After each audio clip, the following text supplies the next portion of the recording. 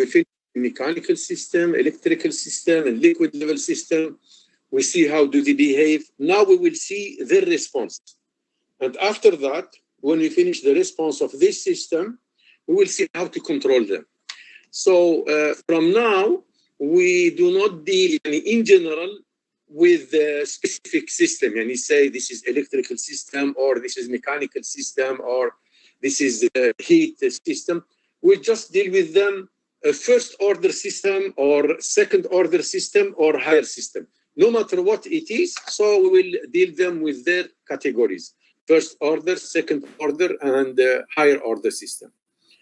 So we will see the natural and forced response.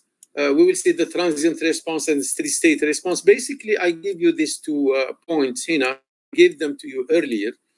And we will see the transient response for a first order system. And then we see the ramp, the step response of first order system. And we see the ramp response for a first order system also. At the end, we will see the second order system and all the details. And we will go step by step slowly so that, and then we finish the first order system and second order system in details. So we will identify the order of the linear system and LTI. Shabab, LTI هنا, this LTI stands for LTI, stands for linear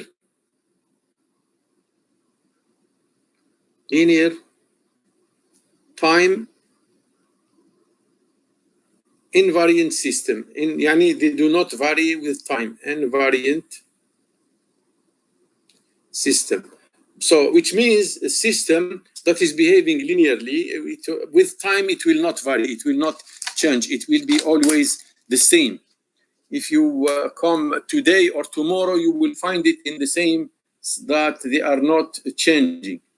So this is what we call linear invariant system, and we will also look for the second order system as well as higher order system.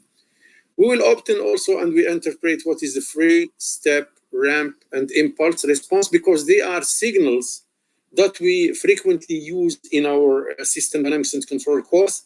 And these are the most used, and they have the physical meaning for them. We will define also and compute the time constant and gain for the first order system. And when we go to the second order system, we define the free response, we define the undamped natural frequency, the damped frequency, and then the damping ratio.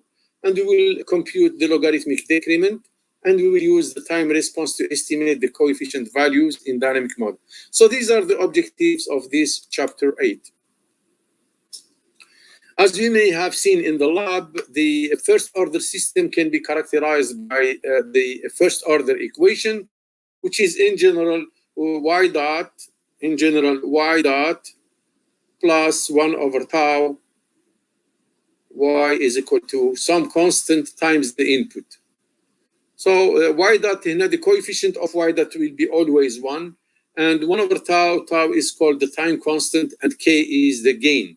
So all the system, the electrical system, or the liquid level system, or the translating mechanical system, or rotating mechanical system, they all fall into this category of order system that can be characterized by this equation.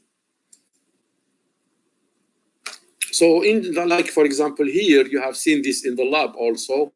For this, if you want to write the equation of motion for this system, it will be by dot plus ky is equal to kx, where b is the damping constant and k is the stiffness, and kx here is the force to the spring also. So we can write it in this form, y dot plus 1 over bk, y is equal to k over b, which can be also written in this form. Y dot, always the coefficient of y dot will be unity, or 1 here, plus 1 over tau y is equal to capital K ut. So we can call here, if you compare this equation, these two equations, you can say this equation with this equation, you can say that tau will be b over k, and since tau is the time, so the units for it should be in time also, and b is Newton second per meter divided by a Newton meter. This will give you second. And k here, capital K is equal you.